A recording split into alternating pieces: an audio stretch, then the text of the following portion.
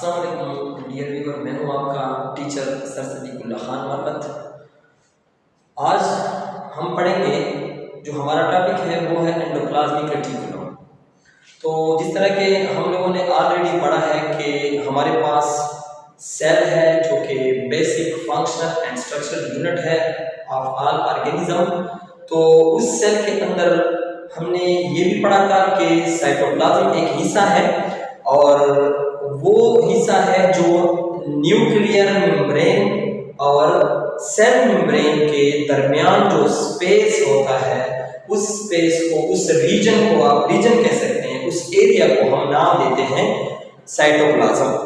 तो आज हमने स्टार्ट कर रहे हैं इस साइटोप्लाज्म की जो ऑर्गेनेलीज है, तो उन ऑर्गेनेलीज को हम स्टार्ट करते हैं। तो इसमें सबसे पहले जो हमारे पास है वो है एंडोप्लाज्मिक रेटिकुलम। एंडोप्लाज्मिक रेटिकुलम, तो एंडोप्लाज्मिक रेटिकुलम क्या है? सबसे पहले हम डेफिनेशन देखते हैं। हमारे पास डेफिनेशन है network of long flattened cells, tubules and vesicles in eukaryotes. Dear students, आपने पहले तो ये पॉइंट नोट करनी है कि हमारे पास जो एंडोप्लाज्मिक रेटिकुलम है, ये एंडोप्लाज्मिक रेटिकुलम हमारे पास प्रोकैरियोट्स में नहीं, सिर्फ और सिर्फ यूकैरियोट्स में पाया जाता है। तो ये आप लोगों ने नोट करना है, ये पॉइंट एमसीक्यूज के लिए आप नोट कर लें कि जो एंडोप्लाज्मिक रेटिकुलम होता है वो एंडोप्लाज्मिक रेटिकुलम हमारे पास सिर्फ और सिर्फ यूकैरियोट सेल में होगा, प्रोकैरियोट्स में नहीं होगा। अब यूकैरियोट प्रोकैरियोट्स के जो फीचर्स हैं, जो डिफरेंशिएशन है, जो तफरीक है, फर्क है, वो हम इंशाल्लाह आगे डिस्कस करेंगे। आगे नेक्स्ट लेक्चर में ये हमारे पास आएगा। सो अब देखिए, हमने डेफिनेशन पढ़ लिया है कि network of long flattened cells, tubules and vesicles in eukaryotes. अब आप देखिए, तीन चीजें हमारे पास एंडोप्लाज्मिक रेटिकुलम में आ गई है। फर्स्ट ऑफ ऑल ये क्या है? कुछ फ्लैटेंड सेल्स होते हैं, कुछ टेबे होते हैं, थैलेडोमा स्ट्रक्चर होती है। दूसरी क्या होती है? इसमें ट्यूब्यूल्स भी मौजूद होते हैं। तीसरी क्या चीज है कि इसमें वेसिकल्स पाए जाते हैं। अब हम इन चीजों को पढ़ेंगे, यहाँ पे डायग्राम से हमने समझना है। तो डियर स्टूडेंट्स, जिस तरह के आपको पता है कि सेल के बिल्कुल बीचों बीच, जो हम कहते हैं एनिमल सेल के बिल्कुल सेंटर पे, और प्लांट सेल में हम कहते हैं थोड़ा साइड पे पाया जाता है। तो ये हमारे पास जो हिस्सा है वो न्यूक्लियस होता है। तो यहाँ पे आप देखिए, ये हमारे पास न्यूक्लियस है बिल्कुल। अब न्यूक्लियस के बाद, जब न्यूक्लियस मेम्ब्रेन के बाद जो स्टार्ट होती है, मैंने फिर आपको मैं रिवाइज करता हूं, मैंने पहले भी आपको बताया है कि न्यूक्लियर मेम्ब्रेन और सेल मेम्ब्रेन के दरमियान जो पाया जाता है, जो रीजन होता है, उसको हम साइटोप्लाज्म कहते हैं। अब लास्ट की बात है, एंडोप्लाज्मिक रेटिकुलम जो है वो क्या हो गई है? वो ऑर्गेनेली आ गई है साइटोप्लाज्म की। तो ये आप देख सकते हैं, ये हमारे पास क्या है? ये हमारे पास न्यूक्लियस है, ठीक है। न्यूक्लियस के बिल्कुल अंदर न्यूक्लियस के कुछ पोर्स पाए जाते हैं। उन पोर्स को हम क्या कहते हैं? न्यूक्लियर पोर्स कहते हैं। और ये न्यूक्लियर पोर्स का काम क्या है? इसका फंक्शन क्या है? ये न्यूक्लियस से बाहर चीजों को अंदर ट्रांसफर करती है। इसके जरिए से होती है कि न्यूक्लियस के अंदर जिन चीजों की जरूरत होती है, जिन सब्सटेंस की जरूरत होती है, वो अंदर जाते हैं इन पोर्स के जरिए से, और जो बाहर भेजने होते हैं तो न्यूक्लियस के बाहर जो जाते हैं वो इन पोर्स के जरिए से, न्यूक्लियर पोर्स के जरिए से उसकी ट्रांसफॉर्मेशन होती है, transformation of substance, transformation of material. So next आप देख लें, यहाँ पे मेम्ब्रेन होते हैं, लेकिन डबली मेम्ब्रेन होते हैं न्यूक्लियस के बाहर। आप देख रहे हैं, ये जो मेम्ब्रेन है, ये मेम्ब्रेन, इन मेम्ब्रेन को हम क्या कहते हैं? कलेक्टिवली इसको कहते हैं न्यूक्लियर इन्वेलप, या आप कह सकते हैं न्यूक्लियर मेम्ब्रेन भी कह सकते हैं। जो न्यूक्लियस की बाउंड्री है, जो न्यूक्लियस को आइसोलेट कर रही है, न्यूक्लियस को सेपरेट कर रही है, आप इस तरह समझ लें। तो आप जरा देख लें कि यहाँ पे ये क्या है? ये बाउंड्री है। अब इन दो लेयर्स के दरमियान जो स्पेस पाया जाता है, जो स्पेस है न्यूक्लियर के, जो दो मेम्ब्रेन है न्यूक्लियस के, इसके दरमियान जो स्पेस है, उस स्पेस को क्या कहते हैं? Perinuclear space. क्या कहते हैं? पेरी न्यूक्लियर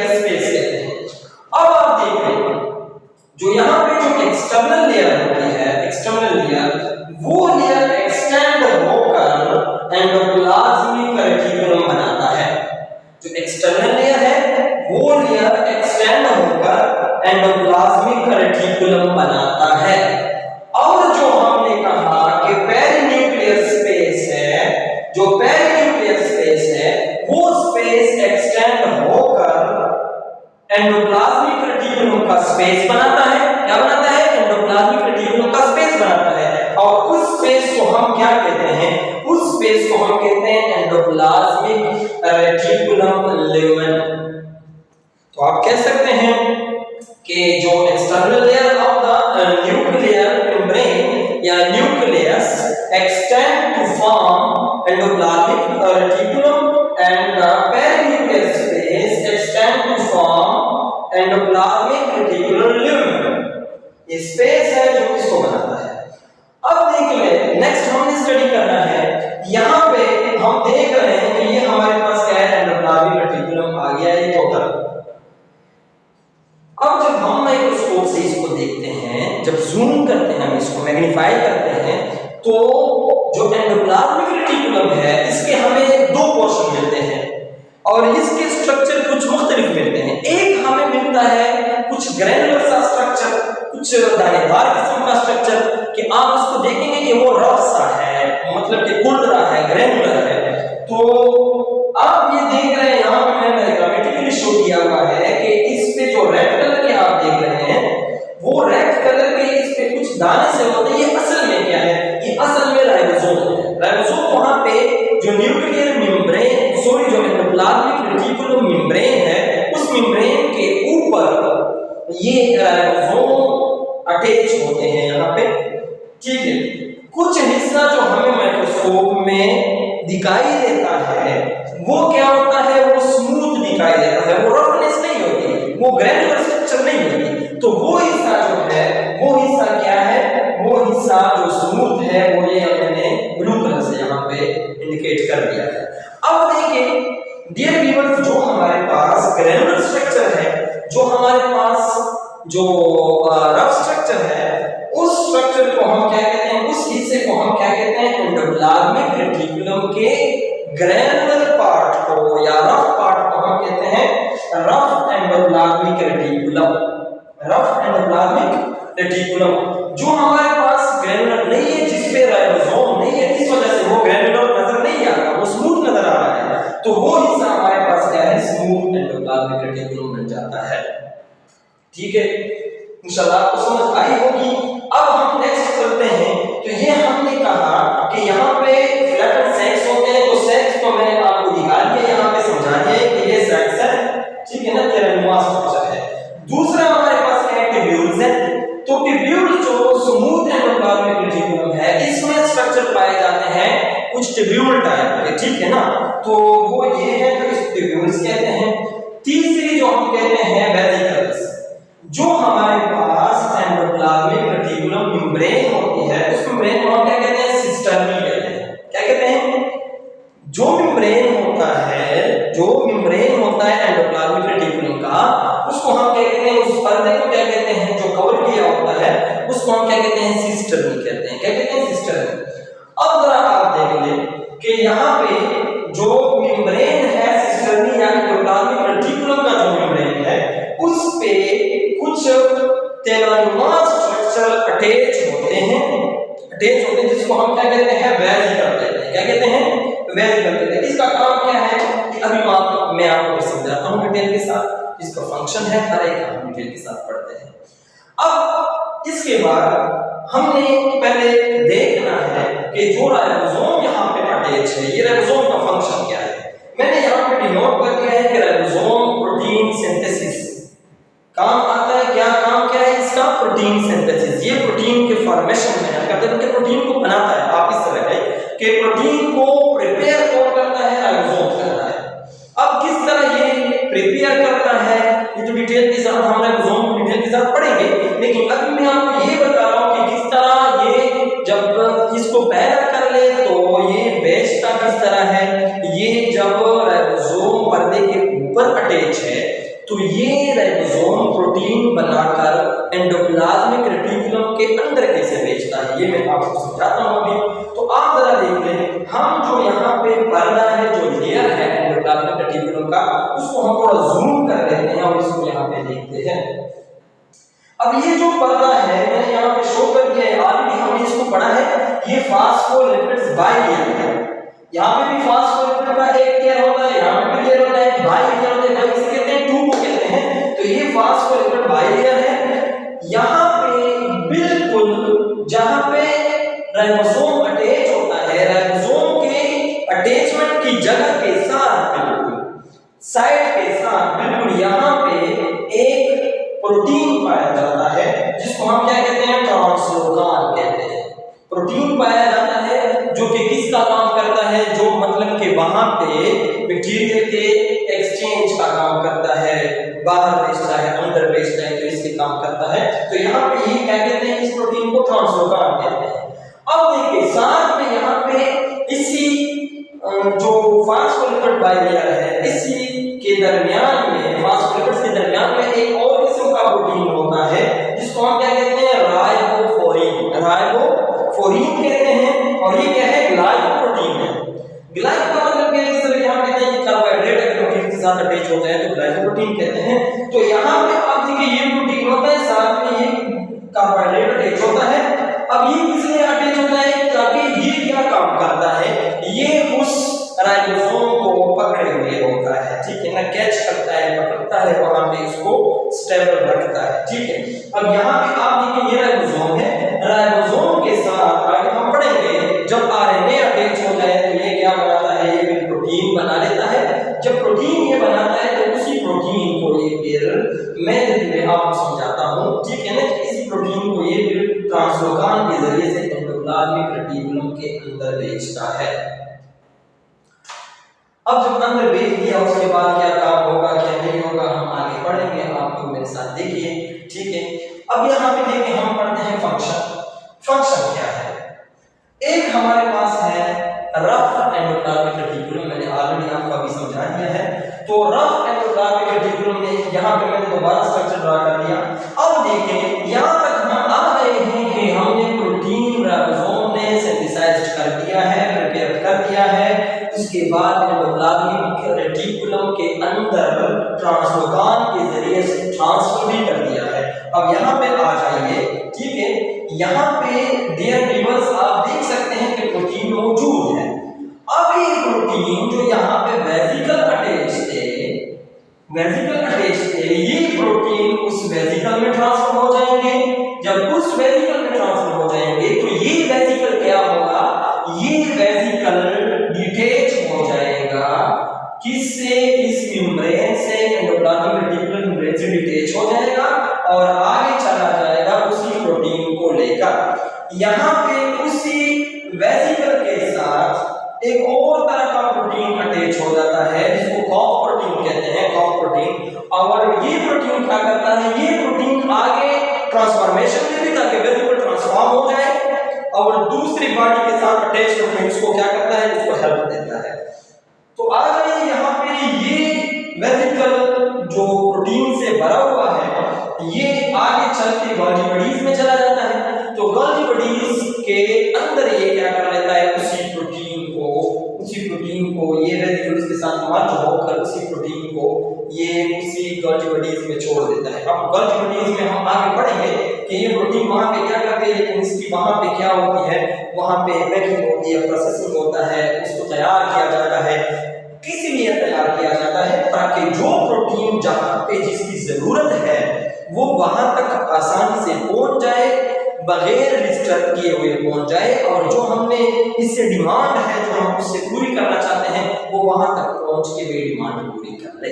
तो आ जाइए यहाँ पे गोल्गी बॉडीज का काम होता है, गोल्गी बॉडीज दोबारा प्रोटीन को पैक करके वहां पे ये प्रोसेस हो जाता है और इसको वेसिकल को देते हैं। अब वेसिकल क्या करता है, वेसिकल उसी तैयार शुदा सिंथेसाइज्ड बिल्कुल रेडी जो प्रोटीन होता है, जो अभी वो फंक्शनलाइज्ड होता है, वो फंक्शन कर सकता है, उसी को लेकर आगे या तो चला जाता है, तीन चांसेस होते हैं, तीन फंक्शन करते हैं, या तो प्लाज्मा मेम्ब्रेन में चला जाता है, प्लाज्मा मेम्ब्रेन बनता है इस प्रोटीन से, अगर उसको जरूरत नहीं होती तो लाइसोसोम में चला जाता है। लाइसोसोम क्या है आगे हम पढ़ेंगे, ठीक है ना, वहां पे क्या होती है, वहां पे जो चीजें रिपोर्ट इसको आगे हम पढ़ेंगे। यहाँ पर भी चला जाता है सेक्रेटरी वेसिकल। सेक्रेटरी वेसिकल का मतलब क्या है कि ये एक्सोसाइटोसिस कर लेता है, एक्सोसाइटोसिस। इस प्रोसेस को हम क्या कहते हैं, सेक्रेटरी वेसिकल, मतलब कि वेसिकल बिल्कुल बाहर चला जाता है, इसको बाहर सेक्रेट कर लेता है।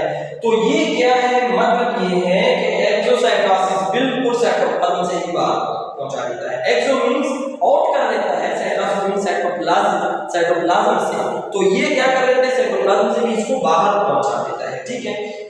अच्छा अब जरा आप देखिए, फॉर एग्जांपल मैं एग्जांपल के तौर पर आपको बताता हूं कि किस तरह बाहर भेजता है। या तो पैंक्रियाटिक सेल को दे देता है, पैंक्रियाटिक सेल को, पैंक्रियाटिक सेल में जब ये प्रोटीन चला जाता है तो उससे क्या बनते हैं, जिस तरह के एग्जांपल के तौर पर डाइजेस्टिव एंजाइम वहां पे बनते हैं तो वो अपनी प्रोटीन से बन जाते हैं। या फिर प्लाज्मा सेल के अंदर भेजता है, प्लाज्मा सेल में क्या होता है, वहां पे एंटीबॉडीज में कन्वर्ट हो जाती है, हेल्प देती है। तीसरा यहाँ पे नर्व सेल्स में वहां पे न्यूरोट्रांसमीटर्स में जो है न्यूरोट्रांसमीटर्स में ये हेल्प देती है। तो ये इसका फंक्शन है, जो प्रोटीन सिंथेसाइज हो किया वो राइबोसोम ने बना दिया, राइबोसोम ने जो बना दिया उसने इसमें एंडोप्लाज्मिक रेटिकुलम के अंदर भेज दिया, और किस तरह आप देख सकते हैं कि वो आगे जाके फंक्शनलाइज बन जाते हैं और फंक्शन करते हैं। नेक्स्ट जो हमारे पास है वो है स्मूथ एंडोप्लाज्मिक रेटिकुलम। अब स्मूथ एंडोप्लाज्मिक रेटिकुलम का जो फंक्शन है वो मैं आपको समझा देता हूं। वो क्या है, एक किस्म का सब्सटेंस एसिटाइल कोआ ये स्मूथ एंडोप्लाज्मिक रेटिकुलम के अंदर चला जाता है। उसके बाद स्मूथ एंडोप्लाज्मिक रेटिकुलम इसको कन्वर्ट करता है, या तो वो कन्वर्ट कर लेता है फैटी एसिड में, या तो वो फैटी एसिड में कन्वर्ट कर लेता है। फैटी एसिड से भी क्या बनती है, एटीपी। एटीपी आप जानते हैं कि ATP major source of energy, तो वो क्या है, एनर्जी है असल में, तो वो एटीपी इसमें कन्वर्ट हो जाता है, या तो फास्फोलिपिड्स में कन्वर्ट हो जाता है। वही जो हमारे पास एसिटाइल कोआ आया था वो फास्फोलिपिड्स में कन्वर्ट हो जाता है, जो कि मेम्ब्रेन बन जाता है इससे।